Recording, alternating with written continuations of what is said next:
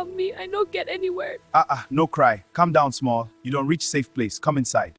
In the wealthy streets of Banana Island, inside one of the most beautiful mansions in Lagos, lived a woman whose love was strong but hard like iron. Mrs. Balogun believed the world was dangerous and the only way to survive was through perfection. Every evening, she would sit beside her daughter, Amina, in their luxurious bedroom. The room smelled of expensive perfume and rich shea butter as she gently rubbed the oil onto Amina's legs. Her voice would always sound calm but serious. Amina, she would say, the world is a predator. If you are not perfect, people will hunt you. To Mrs. Balogun, love meant protection through wealth, status, and discipline. She expected her daughter to become the pride of the Balogun family name. But life has a way of moving beyond the plans we make. Far away from the polished floors of Banana Island, in the busy heart of Lagos, where the streets never sleep, another life was unfolding. A young man named Chike stood in the middle of the crowded market streets.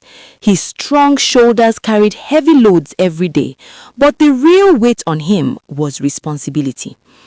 Around him stood his 3 younger sisters. They looked up to him with hope in their eyes.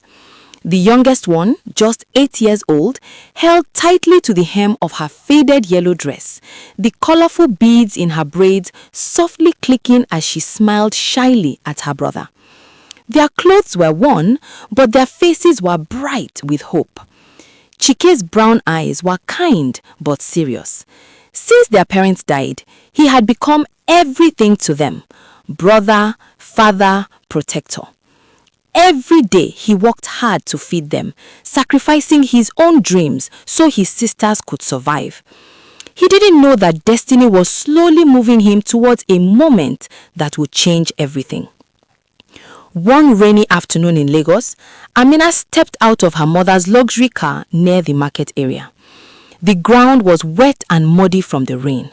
As she walked carefully, her expensive high heels suddenly slipped. She fell straight into the mud. People around laughed, but one person did not laugh. Chike immediately rushed forward and helped her up. He wiped the mud from her arm and asked gently if she was okay. For a moment, their eyes met. A rich girl from Banana Island, a poor market porter. 2 completely different worlds, yet something in that moment quietly connected them. After that day, Amina found herself thinking about Chike again and again. She began visiting the market more often. They talked, they laughed, and slowly their friendship turned into love. But they knew their love could never be accepted by Amina's family, so they began meeting secretly. While Amina continued going to school, her mind was no longer focused on her studies. Her thoughts were always with Chike. She stopped paying attention in class. Her grades began falling. Eventually, she failed her exams. The principal became concerned and called Mrs. Balogun to the school. When her mother heard the news, she became furious and decided to confront her daughter. That evening, while searching through Amina's belongings, Mrs. Balogun discovered something that shocked her deeply: a pregnancy test kit. Her hands trembled as she looked at the result. Positive.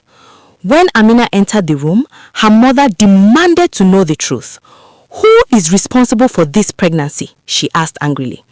With tears in her eyes, Amina answered honestly, "A poor man."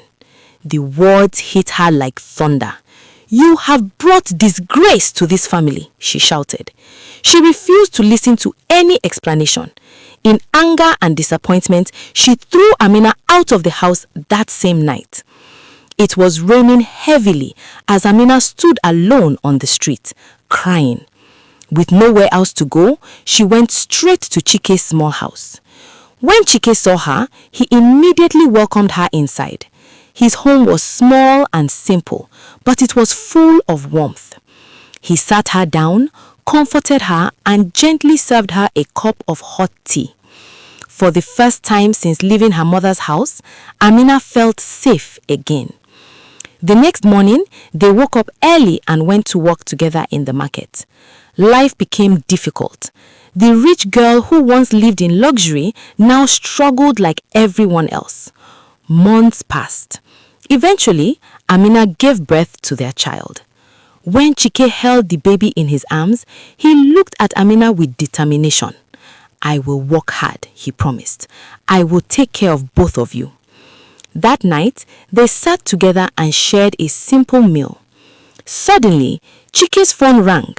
It was a manager from a company where Chike had previously applied for a job. The manager told him something unbelievable. He had been selected. He should report to work the next day. Chike and Amina could hardly believe the news. They were overwhelmed with happiness. The next morning, Amina carefully prepared Chike for his new job. She brought out an expensive suit that once belonged to her late father. When Chike wore the suit, he looked like a completely new man. Months passed again, and life slowly began to improve. Chike worked tirelessly. His dedication paid off. Eventually, he surprised Amina with something she never expected. He had bought a house for their family. For the first time in years, they truly felt secure. But one day, something unexpected happened. A weak woman appeared outside their new home. It was Mrs. Balogun. But the once powerful woman looked completely different now. Her clothes were worn, her face looked tired and sick. She had lost everything. Her business had collapsed, and the friends who once surrounded her had disappeared. With tears in her eyes, she begged her daughter for forgiveness. Amina stood there silently, tears streaming down her face. She remembered the night her mother threw her out while she was pregnant. She remembered the pain, the humiliation, and the struggle that followed. Chike gently placed his hand on her shoulder and softly encouraged her to forgive. But the wound in Amina's heart was still too deep. Through tears, she reminded her mother of the cruel words she had spoken years before. "You said you brought disgrace to this family because I was pregnant for a poor man." Her voice broke as she spoke. "You didn't even wait to hear me." The moment was filled with pain and emotion. Finally, Amina shook her head. She could not forgive her yet. With tears in her eyes, she asked her mother to leave.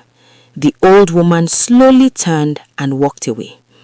Sometimes, life teaches its hardest lessons too late. But from the mud of humiliation, from the struggles of rejection, and from the strength of love, Amina and Chike had built something stronger than wealth. They had built a life. And sometimes, the very place where we fall becomes the place where our